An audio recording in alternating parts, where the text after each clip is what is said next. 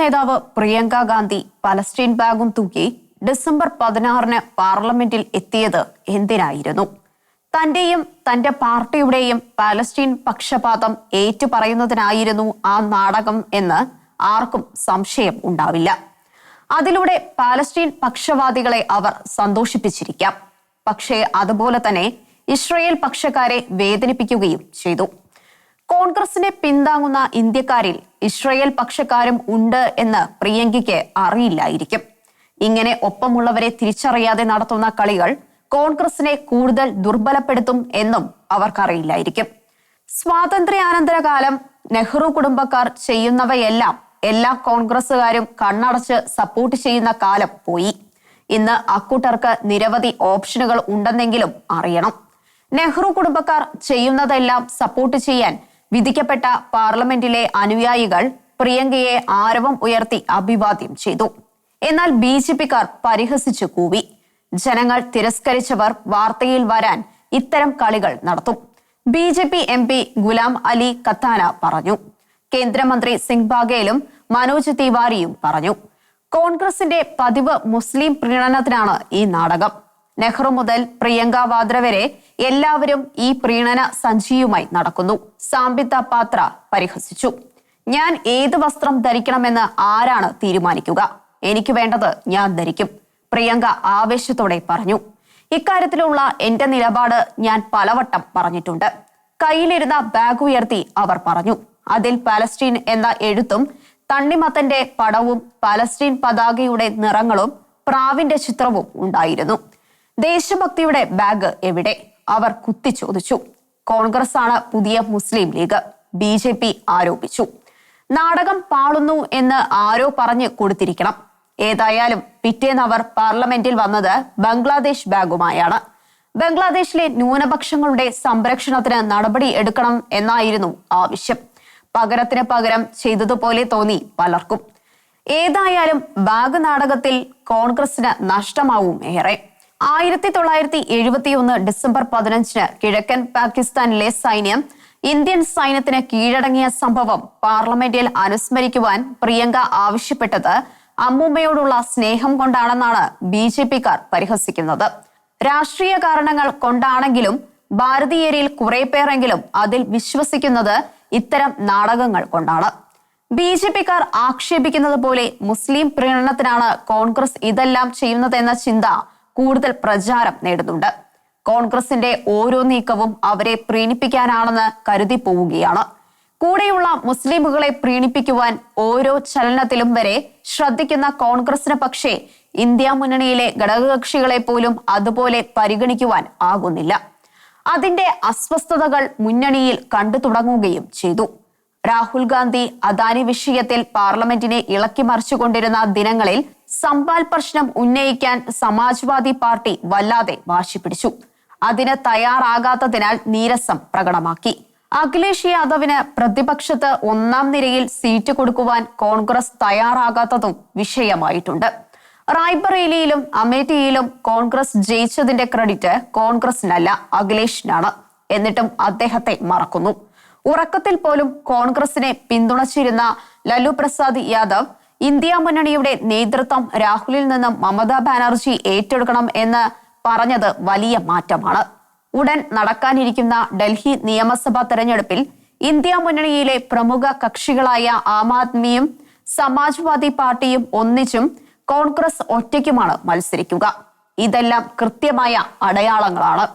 കോൺഗ്രസിന് മുന്നണിയെ നയിക്കുവാൻ സാധിക്കുന്നില്ല.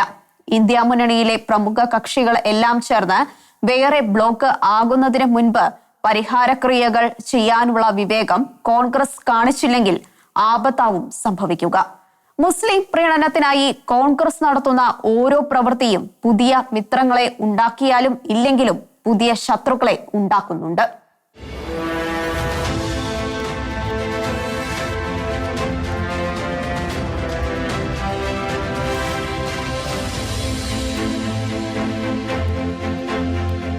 ചാണ്ടി ഉമ്മൻ എന്തോ ഭാവിച്ചാണ്.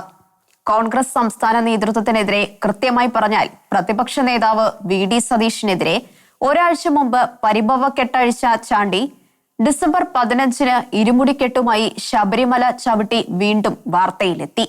ലക്ഷക്കണക്കിന് അയ്യപ്പ ഭക്തന്മാരെത്തുന്ന ശബരിമലയിൽ ചാണ്ടി എത്തിയത് വാർത്തയായി. വൃശ്ചികം 1-ന് തന്നെ മാലയിട്ട് സ്വാമിയായി നിഷ്ഠകൾ അനുസരിച്ചാണ് അദ്ദേഹം ശബരിമലയിലെത്തിയത്. Wayanad DCC secretary Rajesh Kumar, youth Congress Alappuzha ജില്ലാ സെക്രട്ടറി ഗംഗാശങ്കറും ഒപ്പമുണ്ടായിരുന്ന ഡിസംബർ 15-ന് രാത്രി 8-ന് ശബരിമലയിലെത്തിയ അദ്ദേഹം VIP പരിഗണന ഒന്നും തേടാതെ സാധാരണ ഭക്തനെ പോലെ 18-ാം പടി കയറി ക്യൂ നിന്ന് സോപാനത്ത് എത്തി. അപ്പോഴാണ് അവിടെ നിന്ന് പോലീസുകാർ തിരിച്ചറിഞ്ഞത്. തനിക്ക് പ്രത്യേക പരിഗണന ഒന്നും വേണ്ടെന്ന് പറഞ്ഞ് തൊഴുതു നീങ്ങി. സാധാരണ വിശ്വാസിയെ പോലെ ശബരിമലയിലെ ഭക്തകൃത്യങ്ങളെല്ലാം പൂർത്തിയാക്കി. മാളികപ്പുറത്ത് ദർശനം നടത്തിയപ്പോൾ മറ്റ് തീർത്ഥാടകർ തിരിച്ചറിഞ്ഞു. പലരും ഒപ്പം ഫോട്ടോ എടുക്കാൻ വന്നു. താൻ ആദ്യമല്ല ശബരിമലയിൽ എത്തുന്നത് എന്ന് അദ്ദേഹം മലയിൽ നടത്തിയ പത്രസമ്മേളനത്തിൽ പറഞ്ഞു. 2022-ലാണത്രേ ആദ്യം പോയത്. അന്ന് ആരും അറിഞ്ഞില്ലെന്ന് മാത്രം. ചാണ്ടിയുടെ ശബരിമല തീർത്ഥാടനം അറിഞ്ഞ് ഓടിക്കൂടിയ പത്രക്കാരോട് അദ്ദേഹം വീണ്ടും സങ്കടം പറഞ്ഞു. വാർത്ത കൊടുത്തില്ലെങ്കിലും വേണ്ടില്ല, പിന്നെ അതിന്റെ പേരിൽ വിവാദമുണ്ടാകും. എന്റെ മനസ്സിന് വല്ലാത്ത നൊമ്പരമുണ്ട്. പാലക്കാട് തെരഞ്ഞെടുപ്പിന് മുമ്പേ എല്ലായിടത്തും നിന്നും മാറ്റി നിർത്താൻ തുടങ്ങി. ഞാൻ അറിഞ്ഞോ അറിയാതെയോ ഒരു തെറ്റും ചെയ്തിട്ടില്ല. കൂടുതലൊന്നും പറയുന്നില്ല. സങ്കടമോചകനല്ലേ അയ്യപ്പസ്വാമി, എല്ലാം അയ്യപ്പസ്വാമിയുടെ സന്നിധിയില, ചാണ്ടി പറഞ്ഞു. ഇയാൾ എന്താ ചെയ്തത് എന്ന് ചാണ്ടിയോട് അടുപ്പമുള്ളവർ പോലും ചോദിച്ചു പോകുന്നു. ചാണ്ടി ഉമ്മൻചാണ്ടി അല്ലെന്ന് വളരെ പെട്ടെന്ന് തെളിയിക്കുകയാണ്. ഉമ്മൻചാണ്ടിയെ സ്നേഹിക്കുന്നവരുടെ മനസ്സിൽ നിന്ന് വരെ പെട്ടെന്ന് ചാണ്ടി പുറത്താകുന്നു. ജീവിച്ചിരുന്ന കാലത്ത് പുതുപ്പള്ളി പള്ളിയിലെ ഞായറാഴ്ച കുർബാന ഒരാഴ്ച പോലും മുടക്കാത്തവനായിരുന്നു ഉമ്മൻചാണ്ടി. എല്ലാ മതസ്ഥർക്കും സ്വീകാര്യനായിരുന്ന അദ്ദേഹം ഒരിക്കലും ചാണ്ടി ഉമ്മനെ പോലെ ആരാധനാ വിവാദങ്ങൾ ഉണ്ടാക്കിയിട്ടില്ല. ക്രൈസ്തവ വിശ്വാസ തീവ്രത മൂലം ഉമ്മൻചാണ്ടിക്ക് അവസാന കാലത്ത് ശരിയായ ചികിത്സ കൊടുത്തില്ലെന്ന ആരോപണം പേറുന്ന കഥാപാത്രമാണ് ചാണ്ടി ഉമ്മൻ. വീട്ടുകാർക്കിടയിൽ വരെ ഇക്കാര്യത്തിൽ അഭിപ്രായ ഭിന്നത ഉണ്ടായിരുന്നതായി അക്കാലത്ത് വാർത്തയുണ്ടായിരുന്നു. ഇത്ര തീവ്ര ക്രൈസ്തവ വിശ്വാസിയായ ചാണ്ടി ഉമ്മൻ ഇപ്പോൾ ശബരിമലയിൽ ദർശനം നടത്തുന്നു. ക്രൈസ്തവ വിശ്വാസം അനുസരിച്ചുള്ള 10 കൽപ്പനകളിൽ 1-ാം കൽപ്പനയുടെ പരസ്യമായ ലംഘനമായാണ് ഇതിനെ ക്രൈസ്തവ വിശ്വാസികൾ കരുതുന്നത്. അതുകൊണ്ട് ചാണ്ടിയെ അദ്ദേഹം അംഗമായ ഓർത്തഡോക്സ് സഭയിൽ നിന്നും പുറത്താക്കണമെന്ന മുറവിളി ഉയർന്നു കഴിഞ്ഞു. പഞ്ചാബിലെ മുൻ മുഖ്യമന്ത്രി ബാദൽ വധശിക്ഷയ്ക്ക് വിധേയനായി സുവർണ ക്ഷേത്രത്തിൽ പരിഹാരക്രിയയ്ക്ക് വന്നത് അടുത്തിടെ വാർത്തയായത് പലരും ഓർത്തു. ക്രിസ്തുവിനെ ഏകദൈവവും രക്ഷകനുമായി വിശ്വസിക്കുകയും ആരാധിക്കുകയും ചെയ്യുന്നവരുടെ കൂട്ടായ്മയാണ് ക്രൈസ്തവ സഭ. ഈ വിശ്വാസം ഇല്ലാത്തവർക്ക് ഈ സഭകളിൽ ഒന്നിലും അംഗമായിരിക്കുവാൻ സാധിക്കില്ല. ഈ ജ്ഞാനത്തിന്റെ സ്നാനമാണ് ഒരാളെ ക്രൈസ്തവനാക്കുന്നത്. അതിനെതിരെ മനഃപൂർവ്വം പ്രവർത്തിക്കുമ്പോൾ അയാൾ ആ കൂട്ടായ്മയുടെ വെളിയിലാകുന്നു. അമേരിക്കൻ പ്രസിഡന്റ് ജോ ബൈഡൻ ഗർഭചിത്ര നിയമങ്ങളെ അനുകൂലിച്ചതിന് വിശുദ്ധ കുർബാന മുടക്കിയ സംഭവമുണ്ട്. അമേരിക്കയിൽ വലിയ ചർച്ചയായ വിഷയമാണത്. അദ്ദേഹം ക്രൈസ്തവ വിശ്വാസത്തെ തള്ളിപ്പറഞ്ഞതിലൂടെ ക്രൈസ്തവ സഭാ കൂട്ടായ്മയിൽ നിന്നും പുറത്തായെന്നും ഇത്തരം പരസ്യ ലംഘനങ്ങൾക്കുള്ള പരിഹാരം പരസ്യമായി ചെയ്താലേ സഭയിൽ അംഗമായി തുടരാനാവൂ എന്നുമാണ് കടുത്ത ക്രൈസ്തവ വിശ്വാസികൾ പറയുന്നത്. ക്രൈസ്തവർ എല്ലാ മതങ്ങളെയും അംഗീകരിക്കുകയും ആദരിക്കുകയും ചെയ്യുന്നു എന്നതിന്റെ അർത്ഥം ആ മതങ്ങളിൽ വിശ്വസിക്കുന്നു എന്നല്ല. അതിൽ വിശ്വസിക്കുന്നവർക്ക് അതിൽ വിശ്വസിക്കുവാനുള്ള അവകാശമുണ്ടെന്നും അത് മാനിക്കണമെന്നും നിലപാടെടുക്കുക മാത്രമാണ്. സമീപകാലത്ത് മതേതരത്വം എന്നാൽ എല്ലാ മതവിശ്വാസങ്ങളും അനുസരിച്ച് ദൈവാരാധന നടത്തുകയാണ് എന്ന് തെറ്റിദ്ധരിക്കുന്നവർ ഉണ്ട്. ചാണ്ടി ഉമ്മൻ ഇത്തരക്കാരിൽ പെടുന്നു എന്ന് കരുതണം. കാരണം അദ്ദേഹം തെരഞ്ഞെടുപ്പ് വിജയത്തിന് ശേഷം പള്ളികളിലും അമ്പലങ്ങളിലും എല്ലാം കയറി ആരാധന നടത്തിയതാണ്. പക്ഷേ ഒരു മതത്തിനും ഈ നിലപാട് അംഗീകരിക്കുവാൻ ആകുമെന്ന് തോന്നുന്നില്ല. ഒരു മതവിഭാഗത്തിനും ഇത്തരം ഒരാളെ തങ്ങളുടെ ഭാഗമായി കൂട്ടാനും സാധിക്കില്ല. അതല്ല മതേതരത്വം എന്ന് തെളിയിച്ച നേതാവായിരുന്നു കെ കരുണാകരൻ. അദ്ദേഹം ഗുരുവായൂർ ഭക്തനായിരുന്നു. വേറൊരു മതത്തിന്റെയും ആരാധനാലയത്തിലും ആരാധിക്കാൻ പോയിരുന്നില്ല. പക്ഷെ അദ്ദേഹത്തെ എല്ലാ മതക്കാർക്കും വിശ്വാസമായിരുന്നു. ചാണ്ടി ഉമ്മൻ BJPയിലേക്ക് ചേക്കേറാൻ നടത്തിയ നാടകമാണ് ശബരിമല ദർശനം എന്ന വിമർശനവും ഉയരുന്നുണ്ട്. അതിൽ വലിയ കഴമ്പില്ല. AK ആന്റണിയുടെ മകൻ അനിൽ ആന്റണി ഇങ്ങനെ ഒന്നും ചെയ്യാതെയാണല്ലോ അത് സാധിച്ചത്. ഇപ്പോഴത്തെ കേന്ദ്രമന്ത്രി ജോർജ് കുര്യൻ വിശുദ്ധ കുർബാന മാത്രമല്ല യാമപ്രാർത്ഥനകൾ പോലും ചൊല്ലുന്ന മലബാർ കത്തോലിക്കനാണെന്ന് എത്രയോ വട്ടം പരസ്യമായി പറഞ്ഞിട്ടുണ്ട്.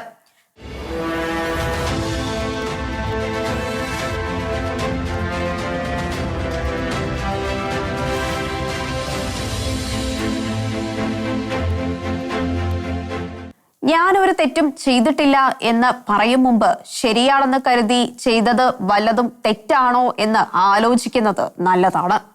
മുൻ മുഖ്യമന്ത്രി ഉമ്മൻചാണ്ടിയുടെ 1ാം ചരമവാർഷികത്തോട് അനുബന്ധിച്ച് 2024 ജൂലൈ മാസത്തിൽ അദ്ദേഹം നടത്തിയ ലീഡർഷിപ്പ് കോൺക്ലേവിന്റെ കാലത്ത് ഇത് വേണ്ടിയിരുന്നോ എന്ന് പല നിരീക്ഷകരും ചോദിച്ചതാണ്.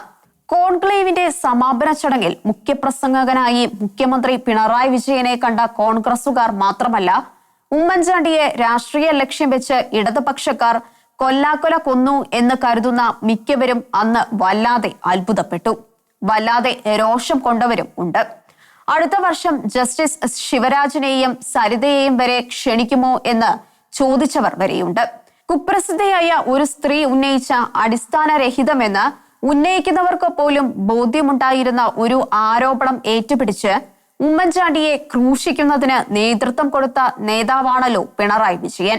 അന്വേഷിച്ചിട്ടും മതിവരാതെ സോളാർ കേസ് അന്വേഷണം CBIക്ക് വിട്ട മുഖ്യമന്ത്രിയാണ് അദ്ദേഹം.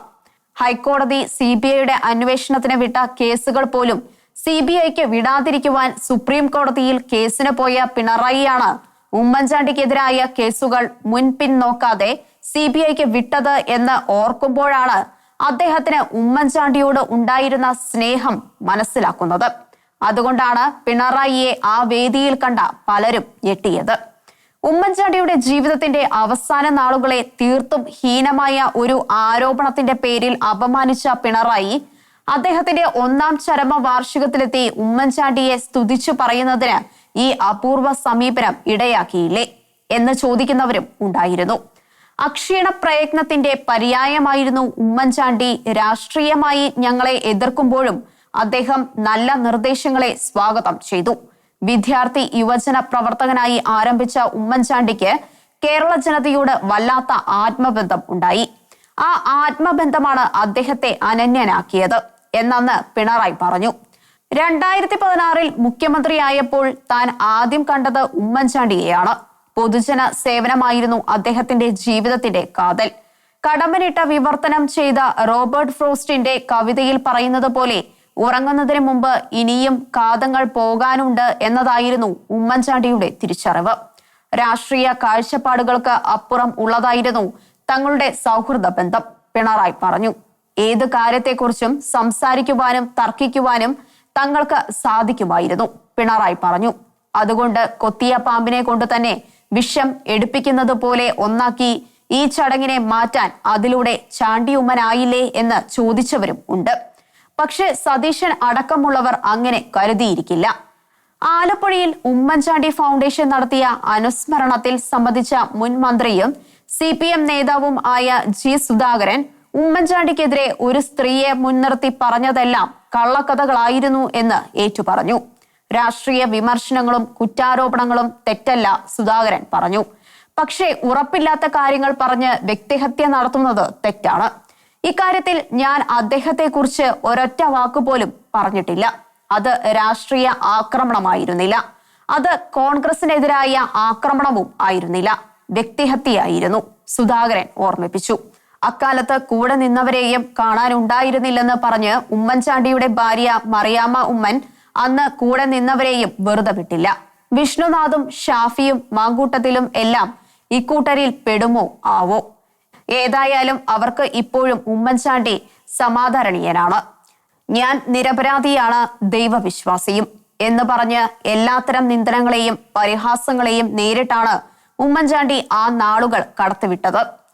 രാഷ്ട്രീയത്തിലെ ആരോപണ പ്രത്യാരോപണങ്ങളെയും കളികളെയും അധികാരം പിടിക്കുവാൻ ഓരോ വ്യക്തിയും പാർട്ടിയും നടത്തുന്ന കളികളായി സ്പോർട്സ്മാൻ സ്പിരിറ്റോടെ കാണുന്ന നേതാവായിരുന്നു ഉമ്മൻചാണ്ടി. അതുകൊണ്ട് ഉമ്മൻചാണ്ടിക്ക് പിണറായിയോടോ സുധീരനോടോ രമേശിനോടോ ശിവരാജനോടോ സരിതയോടോ പോലുമോ വിദ്വേഷം ഉണ്ടാകാൻ ഇടയില്ല. എങ്കിലും പിണറായിയെ ഉമ്മൻചാണ്ടിയുടെ ചരമവാർഷിക അനുസ്മരണത്തിന് ക്ഷണിച്ചതും ചടങ്ങിൽ പ്രമുഖ സ്ഥാനം നൽകി ആദരിച്ചതും ചാണ്ടി ഉമ്മൻ കാണിച്ച വിവേകരഹിതമായ നടപടിയായിട്ടാണ് കേരളത്തിലെ നല്ല വിഭാഗം കോൺഗ്രസുകാരും കാണുന്നത് എന്ന് അന്ന് നിരീക്ഷകർ വിലയിരുത്തിയിരുന്നു.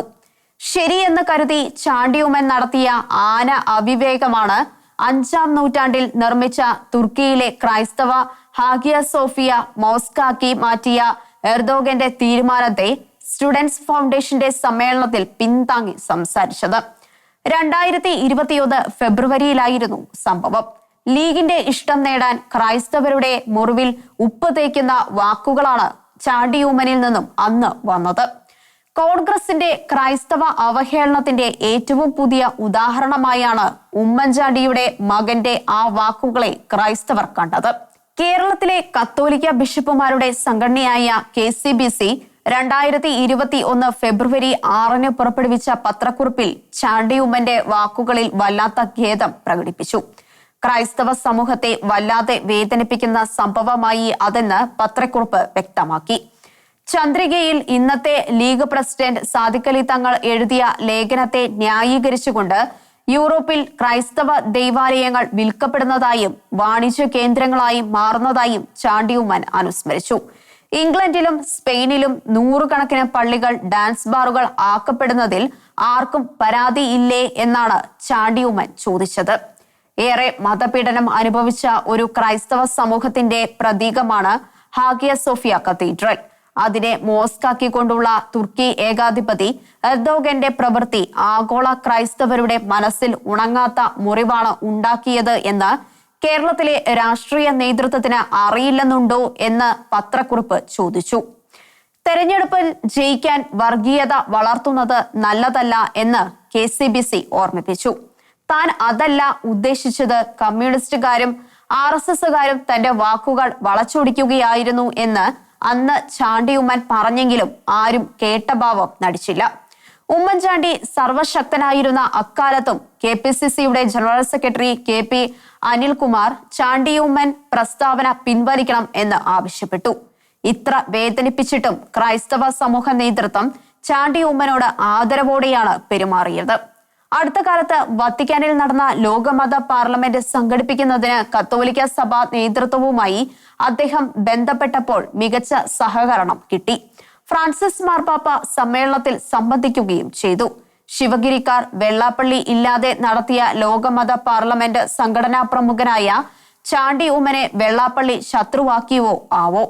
ശിവഗിരിയിലെ സ്വാമിമാരെക്കാൾ കോൺഗ്രസ് നേതാക്കൾക്ക് പേടി വെള്ളാപ്പള്ളിയെ ആയിരിക്കണമല്ലോ.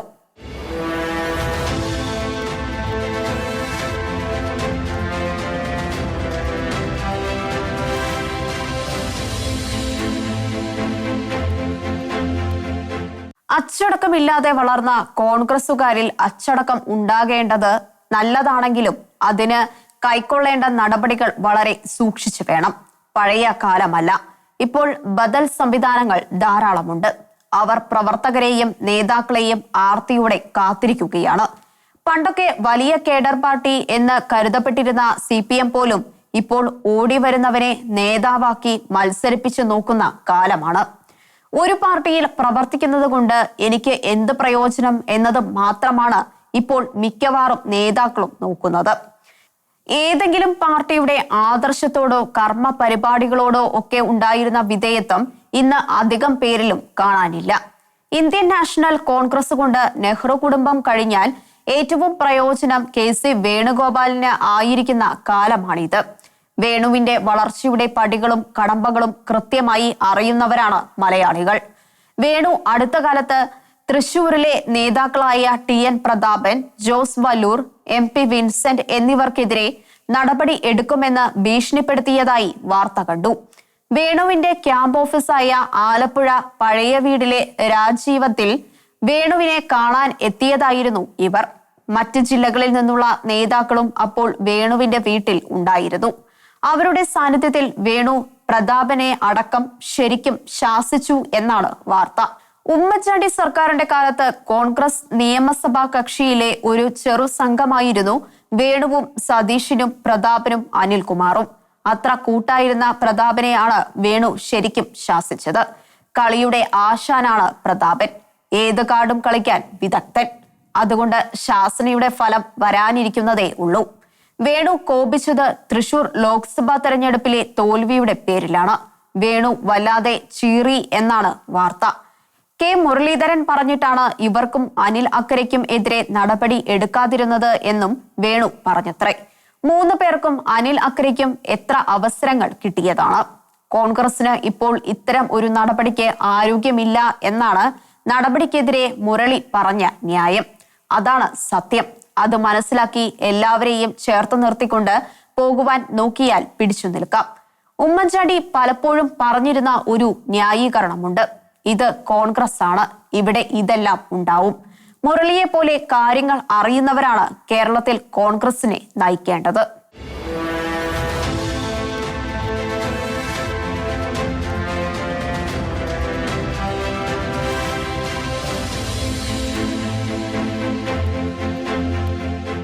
പാരാമിലിറ്ററി സർവീസായ CSIF ഉദ്യോഗസ്ഥനായിരുന്ന മലപ്പുറം ജില്ലാക്കാരൻ തുറക്കൽ P. സലാലുദ്ദീൻ 2012 ആരംഭിച്ച മൾട്ടി എക്സസൈസ് കോമ്പിനേഷൻ എന്ന വ്യായാമ കൂട്ടായ്മയായ MEC7 വിവാദത്തിലായി. ജീവിതശൈലി രോഗങ്ങളിൽ നിന്നും സാധാരണക്കാരെ രക്ഷിക്കുന്നതിനായി അദ്ദേഹം തയ്യാറാക്കിയ 21 അഭ്യാസങ്ങൾ ചേർന്ന അരമണിക്കൂർ വ്യായാമ മുറയാണ് MEC7. Yoga, aerobics, physiotherapy, deep breath, acupuncture, ധ്യാനം, മസാജ് തുടങ്ങിയവയാണ് 21 അഭ്യാസങ്ങൾ. മലപ്പുറം, കോഴിക്കോട്, പാലക്കാട് ജില്ലകളിലായി വടക്കൻ കേരളത്തിൽ MEC7ന്റെ 1000 യൂണിറ്റുകൾ പ്രവർത്തിക്കുന്നു. മുസ്ലിം വനിതകളും നല്ല അളവിൽ ഈ പരിപാടികളിൽ പങ്കാളികളാകുന്നുണ്ട്. നിരോധിക്കപ്പെട്ട മുസ്ലിം സംഘടനയായ national democratic front, popular front, മതരാഷ്ട്രീയവാദികളായ ജമാഅത്തെ ഇസ്ലാമി എന്നിവരാണ് MEC7ന് പിന്നിൽ എന്ന് വടക്കൻ കേരളത്തിലെ സുന്നി മുസ്ലിമുകളും CPM-ഉം BJP-യും ആരോപിച്ചതോടെ MEC7 സംശയത്തിന്റെ നിഴലിലായി. CPM കോഴിക്കോട് ജില്ലാ സെക്രട്ടറി P. മോഹനൻ ഇത് സംബന്ധിച്ച് ഡിസംബർ 14 ശനിയാഴ്ച പുറപ്പെടുവിച്ച പ്രസ്താവന 15 ഞായറാഴ്ച അദ്ദേഹം പിൻവലിച്ചെങ്കിലും അതുണ്ടാക്കിയ സംശയം നിലനിൽക്കുന്നു. സുന്നി നേതാവ് കാന്തപുരം AP അബൂബക്കർ മുസ്ലിയാരും അവരുടെ കോഴിക്കോട് ജില്ലാ സെക്രട്ടറി മുഹമ്മദ് അലി കിനാലൂരും MEC7ന്റെ പ്രവർത്തനങ്ങളിൽ സംശയമുണ്ട് എന്ന് പരസ്യമായി പ്രസ്താവിച്ചു. മതരാഷ്ട്രവാദികളായ ജമാഅത്തെ ഇസ്ലാമിക്കാരാണ് ഇതിന് പിന്നിൽ എന്ന് അവർ ആരോപിച്ചു. മതരാഷ്ട്രവാദികളെ കണ്ടാൽ അഭിവാദ്യം ചെയ്യുക പോലും അരുതെന്ന് സമസ്തയുടെ ഉറച്ച നിലപാടാണ്. സുന്നി നേതാവ് പേരോട് അബ്ദുറഹ്മാൻ സഫാക്കി ജമാഅത്തെ ഇസ്ലാമിക്കാർ സുന്നി ആശയങ്ങളെ ഇകഴ്ത്തുവാൻ ഉപയോഗിക്കുന്ന ആയുധമാണ് MEC7 എന്ന് കുറ്റപ്പെടുത്തി. പോപ്പുലർ ഫ്രണ്ട്, NDF പോലുള്ള തീവ്രവാദികളാണ് ഈ കൂട്ടായ്മയ്ക്ക് പിന്നിൽ എന്ന് മുൻ കേന്ദ്രമന്ത്രിയും BJP നേതാവുമായ V. മുരളീധരൻ ആരോപിക്കുന്നു. CPM സത്യം മനസ്സിലാക്കിയതിന്റെ അടയാളമാണ് P. മോഹനന്റെ പ്രസ്താവന എന്ന് മുരളീധരൻ പറഞ്ഞു. സംഘടന പ്രചരിക്കുന്നത് വടക്കൻ കേരളത്തിലായതുകൊണ്ടും മുസ്ലിം സമുദായത്തിലുള്ളവർ കൂടുതലായി MEC7ൽ പങ്കെടുക്കുന്നതുകൊണ്ടും സംശയം പ്രബലമാകുന്നുണ്ട്. വാട്സ്ആപ്പ് ഗ്രൂപ്പുകളിലൂടെയാണ് MEC7 പ്രവർത്തിക്കുന്നത്. MEC7ന്റെ അംബാസിഡർ ബാവ അറക്കൽ ആരോപണങ്ങളെയും സംശയങ്ങളെയും നിരാകരിക്കുന്നു. ജീവിതശൈലി രോഗങ്ങൾക്കെതിരെയുള്ള ഒരു വ്യായാമ കൂട്ടായ്മ മാത്രമാണിതെന്ന് അദ്ദേഹം അവകാശപ്പെടുന്നു. എല്ലാ സമുദായത്തിലും പെട്ടവർ കൂട്ടായ്മയിൽ ഉണ്ടെന്ന് അദ്ദേഹം പറഞ്ഞു. വ്യായാമ മുറകളല്ലാതെ ഒരു സിദ്ധാന്തവും MEC7 പ്രചരിപ്പിക്കുന്നില്ല എന്നും അദ്ദേഹം പറയുന്നു. ഒരു സിദ്ധാന്തത്തെയും പുകഴ്ത്തുകയോ ഇകഴ്ത്തുകയോ ചെയ്യുന്നില്ല. എല്ലാവരെയും അദ്ദേഹം കൂട്ടായ്മയിലേക്ക് സ്വാഗതം ചെയ്യുന്നു. ബാവ പറഞ്ഞതെല്ലാം സത്യമാണോ എന്ന് തെളിയാനിരിക്കുന്നതേ ഉള്ളൂ. പരിപാടിയിൽ പങ്കെടുക്കുന്നവർ മറിച്ചു പറഞ്ഞാൽ കാര്യം മാറും. പാലക്കാട്ടെ കോൺഗ്രസ് MP VK ശ്രീകണ്ഠൻ കൂട്ടായ്മയ്ക്ക് പിന്തുണ പ്രഖ്യാപിച്ചു. ടൂറിസം മന്ത്രി മുഹമ്മദ് റിയാസും പിന്തുണ പ്രഖ്യാപിച്ചു. യൂത്ത് കോൺഗ്രസ് നേതാവ് അബിൻ വർക്കി പരിപാടികളിൽ പങ്കെടുക്കുന്നതായി സോഷ്യൽ മീഡിയയിൽ കണ്ടു. അവരെല്ലാം കൂടിയതുകൊണ്ട് ഒരു പ്രസ്ഥാനം തീവ്രവാദമല്ല എന്ന് വിശ്വസിക്കാനാവില്ല. വോട്ട് കിട്ടാൻ എന്തും ചെയ്യാൻ മടിക്കാത്തവരാണിവർ. സംസ്ഥാന സ്പെഷ്യൽ ബ്രാഞ്ചും കേന്ദ്ര ഇന്റലിജൻസ് വിഭാഗവും അന്വേഷണം ആരംഭിച്ചിട്ടുണ്ട്. തീവ്രവാദ പ്രസ്ഥാനമാണെങ്കിൽ പണി വരും. റിപ്പോർട്ടോ നടപടിയോ വരുന്നതുവരെ സംശയം ബാക്കിയാവും.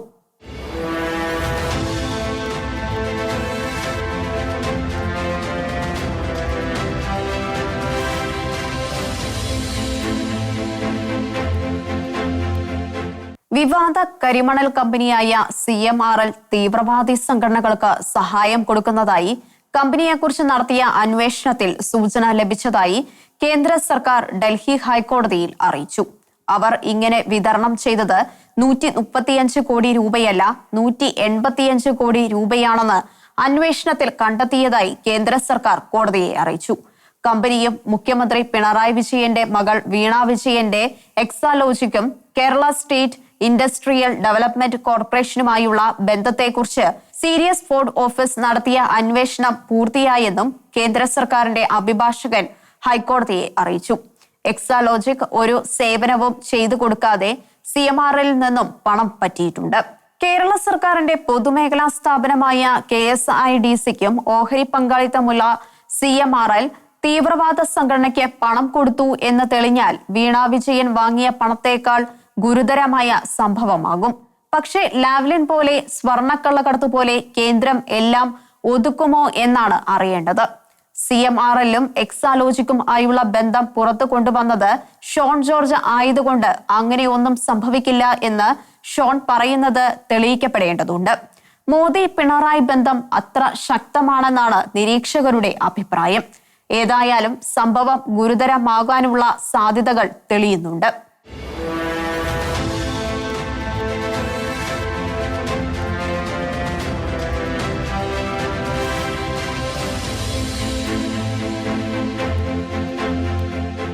കണ്ണൂരിലെ ADM ആയിരുന്ന നവീൻ ബാബുവിന്റെ മരണം കൊലപാതകമാണെന്ന് വീട്ടുകാരുടെ വാദം അംഗീകരിച്ചാൽ ആത്മഹത്യാ പ്രേരണയ്ക്ക് ജയിലിലാക്കപ്പെട്ട PP ദിവ്യ കുറ്റക്കാരി അല്ലെന്നല്ലേ വരുന്നത് എന്ന് CPM കണ്ണൂർ ജില്ലാ സെക്രട്ടറി MV ജയരാജൻ ചോദിക്കുന്നു. പക്ഷേ അത് അംഗീകരിച്ചാൽ ദിവ്യ കൊലപാതക കേസിൽ പ്രതിയായാലോ എന്ന ചോദ്യവും ഉയരുന്നുണ്ട് എന്ന് ജയരാജൻ മറന്നുപോയി. നവീൻ ബാബുവിന്റെ മരണം സംബന്ധിച്ച കേസന്വേഷണം നല്ല നിലയിൽ നടക്കുന്നു എന്ന് പറഞ്ഞ് പ്രതിയെ സംരക്ഷിക്കുവാൻ നോക്കുന്ന ജയരാജൻ സംശയം കൂട്ടുകയല്ലേ? സത്യം കണ്ടെത്തണമെന്നാണ് CPM ആഗ്രഹിക്കുന്നത് എങ്കിൽ എന്തേ വീട്ടുകാർ ആവശ്യപ്പെടുന്നത് പോലെ CBIക്ക് കേസന്വേഷണം വിടുന്നില്ല? വെറ്റിനറി കോളേജിൽ മരണപ്പെട്ട വിദ്യാർത്ഥി സിദ്ധാർത്ഥിന്റെ മാതാപിതാക്കൾ ആവശ്യപ്പെട്ടപ്പോൾ ആ കേസന്വേഷണം CBIക്ക് വിട്ടതുപോലെ ഇതും വിട്ടുകൂടെ? CBI വന്നാൽ പലതും പുറത്തുവരും എന്ന് CPM ഭയപ്പെടുന്നു എന്ന് വ്യക്തം.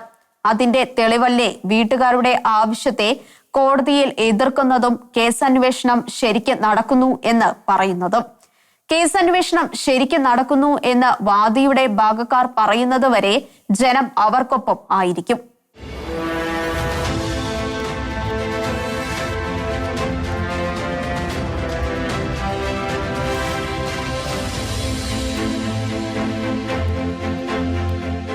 വിജിലൻസ് അന്വേഷണം നേരിടുന്ന ADGP അജിത് കുമാറിനെ DGP ആയി ഉയർത്തുവാൻ സർക്കാർ തീരുമാനിച്ചു. ഈ സമീപനം തന്നെയാകുമോ ഇത്തരത്തിൽ അന്വേഷണം നേരിടുന്ന എല്ലാ ഉദ്യോഗസ്ഥരുടെയും കാര്യത്തിൽ എന്നതാണ് വിഷയം. അതിനാവില്ലെങ്കിൽ ഈ തീരുമാനം സ്വജന പക്ഷപാതമായി മാറുന്നു.